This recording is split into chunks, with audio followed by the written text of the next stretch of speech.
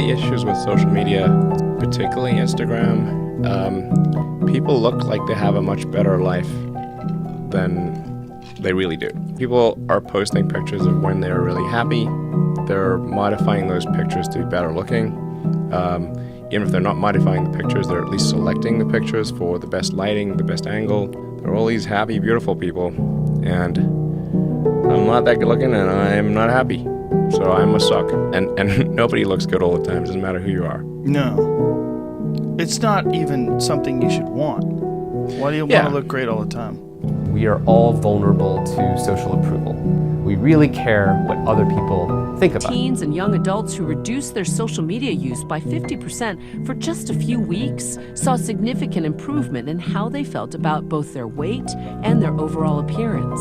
I'd say every girl or woman that I've spoken to never comes away from Instagram saying that they feel better about how they look. And I think that's just because how can we possibly compare ourselves in our sweatpants on our sofas with somebody's reel where they're, filtered up and have their best clothes on and they just look great. We live in a time where Kim Kardashian became famous. Her whole family capitalized off of that. There are millions of people who emulate that or want to be like that family. Kim Kardashian wore what Kim Kardashian women in general. They forget that they have consumer power, and if they stop buying into the women's magazines that are always like, lose 15 pounds in 2 weeks. Why do we have to do that? I tried it on and it didn't fit me. And so I looked at them and I said, give me like 3 weeks. And I had to lose 16 pounds down today to be able to fit this. So you think I'm fat? No, but I think you've gained 15 pounds. Do you think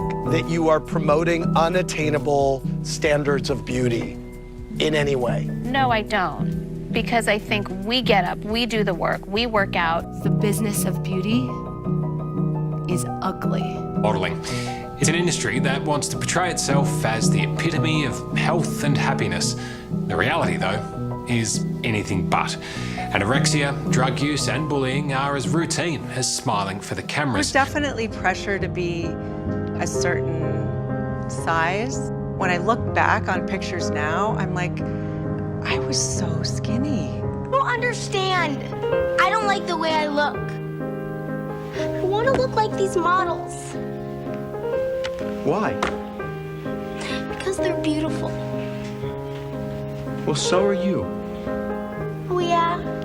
Well, show me one girl in here with this round face and these Charlie Brown cheeks. The last question people ask me is, what is it like to be a model? And I think the answer that they're looking for is, if you are a little bit skinnier and you have shinier hair, you will be so happy and fabulous. The thing that we never say on camera, that I have never said on camera, is I am insecure.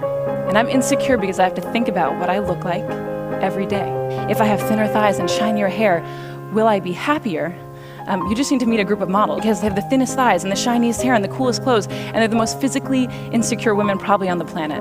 You're a little girl, you're 16, so you have this huge 16-year-old fan base, and that girl is 1,000% determining her self-worth. And then they look at these supermodels that are like not eating to look that way, and then they're confused. Are you still considered the fat guy when you go to a party or anything? Are you the fat guy in Hollywood still, or does everybody like look at you and they're like, oh wow, this is great, now you're healthy? Do you have any other questions that are smart? I became famous in my late teens and then spent most of my young adult life listening to people say that I was fat and gross and unattractive. Beauty lies in role models, not runway models. Oh my God, what happened?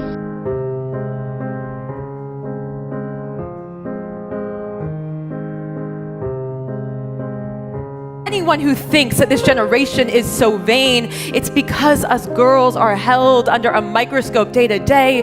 It's like beautiful doesn't even exist unless you can cross everything off the checklist. In this time where everyone is obsessed with feeling like they need to look the same way or get things done, or there are some girls who are hurting because they feel like they don't fit in. But this word is eliminating that, because you weren't meant to look like everyone else. You're meant to be who you are, and that's unique and that's rare. Well, I guess I have what you call a round face. and I wear my hair the way you said I shouldn't. Sometimes I'd like to shake you girls when you worry so much about being pretty or not being pretty, as though prettiness were a woman's only attraction.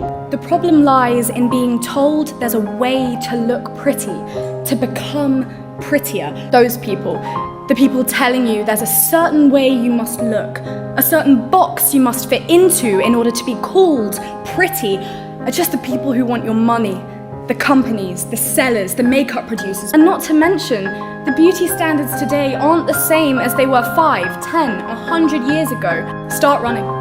Go ahead. Start chasing the box of society's acceptance, or you could start telling a different story. We could start telling a different story. Different to the one, and we all know the one that goes along the lines of you must have a waist the size of your pinky finger to be a princess. Generations have grown up with these toxic beauty standards reflected in the movies they love and the characters they want to be like. And what does that make them want to do, if anything, but change, become more and more unlike themselves, become pretty? And we lose sight of the fact that all anyone has is just a body and just a face, and you will never be attractive to everyone. So why change when you are enough, just as you are? But you aren't pretty.